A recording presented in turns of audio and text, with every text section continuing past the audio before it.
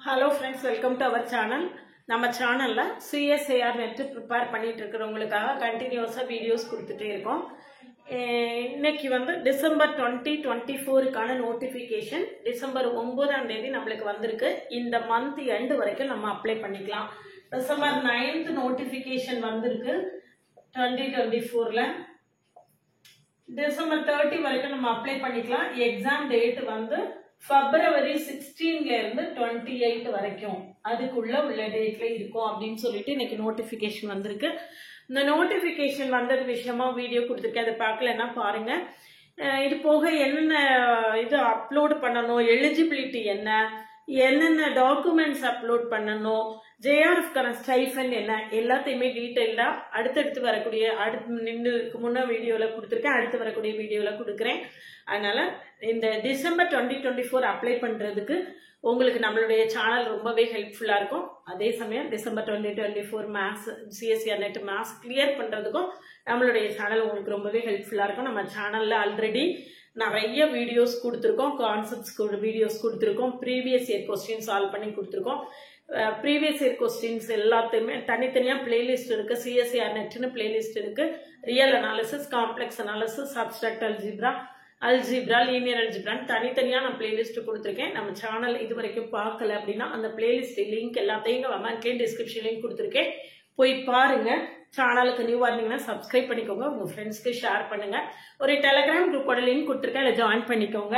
என்னுடைய OVM ஆப்பை download பண்ணிக்கோங்க. அதுல previous year question, prescribed book எல்லாமே கொடுத்துருக்கேன், நீங்க ஃப்ரீயா டவுன்லோட் பண்ணிக்கலாம். இன்னைக்கு இந்த வீடியோல PG படிச்சுட்டு இருக்கக்கூடிய ஸ்டூடெண்ட்ஸ் CSIR நெட்டுக்கு அப்ளை பண்ணலாமா அப்படிங்கறது விஷயமா தான் சொல்ல போறேன்.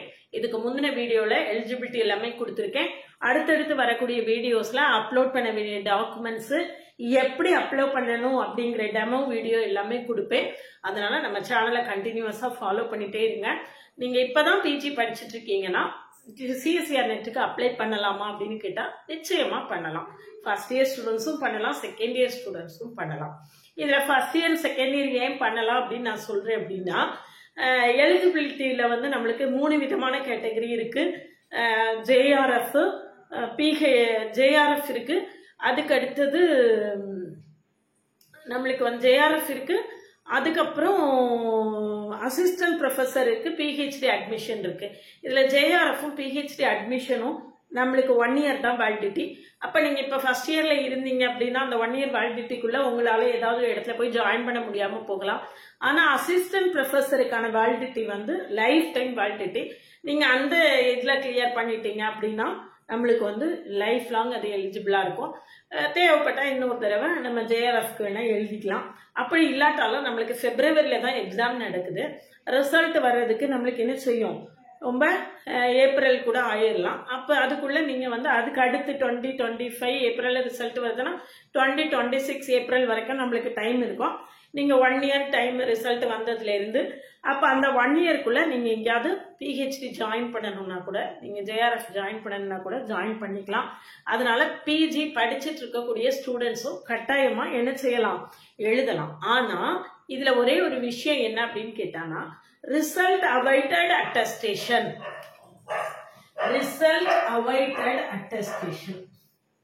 அப்படின்னு சொல்லிட்டு ஒரு சர்டிபிகேட் நம்ம ப்ரொடியூஸ் பண்ணணும். ரிசல்ட் அவைட்டட் அட்டஸ்டேஷன், ரிசல்ட் இன்னும் வரல அப்படின்னா நான் இன்னும் படிச்சுட்டு தான் இருக்கேன்.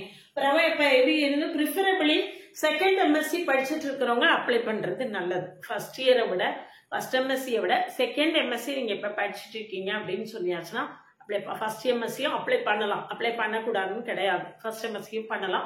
பட் செகண்ட் MSc படிச்சுட்டு இருக்கும்போது அப்ளை பண்ணீங்கன்னா உங்களுக்கு போதுமான அளவு டைம் இருக்கும். JRF கிளியர் பண்ணிட்டீங்கன்னா கூட PhD ஜாயின் பண்றதுக்கு நம்மளுக்கு போதுமான அளவு டைம் கிடைக்கும். அதுக்காக தான் சொல்றேன். ஃபர்ஸ்ட் MScயும் ரிசல்ட் அவைட்டட் அட்டஸ்டேஷன் அப்படின்னு ஒரு சர்டிபிகேட் நம்மளுடைய இன்ஃபர்மேஷன் புல்லட்டின்ல பேஜ் நம்பர் 51ல கொடுத்திருக்காங்க. இன்ஃபர்மேஷன் புல்லட்டின்ல பேஜ் நம்பர் 51ல கொடுத்திருக்காங்க. இந்த பேஜ் நம்பர் 51 பிரிண்ட் அவுட் எடுத்து ஃபில் பண்ணி நீங்க இப்ப படிச்சுட்டு இருக்கக்கூடிய காலேஜ்ல உள்ள பிரின்சிபல்ட்ட சிக்னேச்சர் வாங்கி அதை ஸ்கேன் பண்ணி அப்லோடு பண்ணணும். அது மட்டும் தான் இங்க உள்ள விஷயம். மற்றபடி யார் வேணாலும் படிச்சுட்டு இருக்கிறவங்க என்னால செய்யலாம், அப்ளை பண்ணலாம். சரிதானா? இதுல இன்னொரு விஷயம் என்னன்னா, நீங்க 4th இயர்ஸ் கோர்ஸ் படிச்சுட்டு இருக்கீங்க, 4 இயர்ஸ் கோர்ஸ்னு இப்போ ஒன்று வந்திருக்கு இல்லையா, 8 செமஸ்டர் கோர்ஸ்னு, அதை படிச்சுட்டு இருக்கீங்க அப்படின்னா நீங்க அசிஸ்டன்ட் ப்ரொஃபஸருக்கு எலிஜிபிள் கிடையாது. நீங்க வந்து ஜேஆர்எஃப்க்கும் இன்னொன்று என்னது ஜேஆர்எஃப்க்கும் பிஹெச்டி அட்மிஷனுக்கும் நீங்கள் எலிஜிபிள்.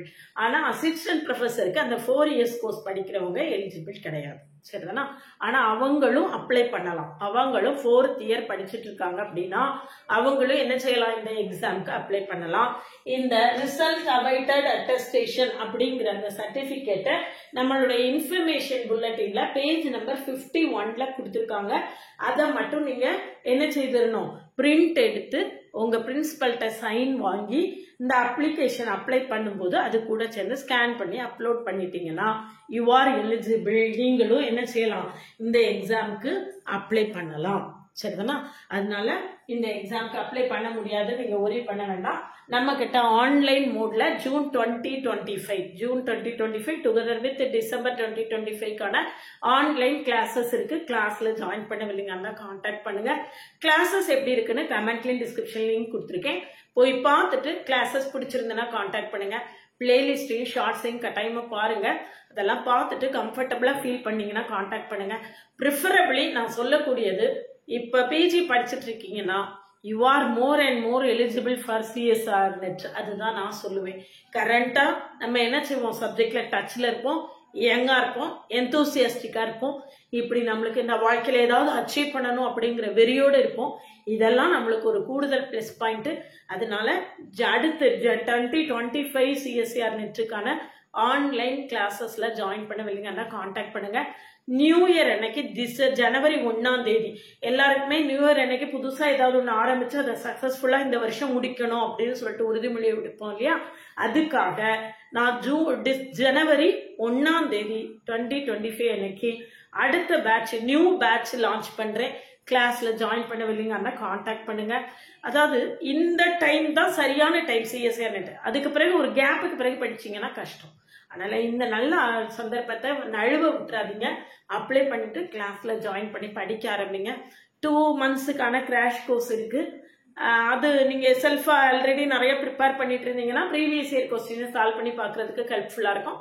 அது வேணும்னாலும் கான்டாக்ட் பண்ணுங்க. அல்லது நெக்ஸ்ட் இயர்க்கான 2025க்கான நியூ பேட்ச்ல ஜாயின் பண்றதா இருந்தாலும் கான்டாக்ட் பண்ணுங்க.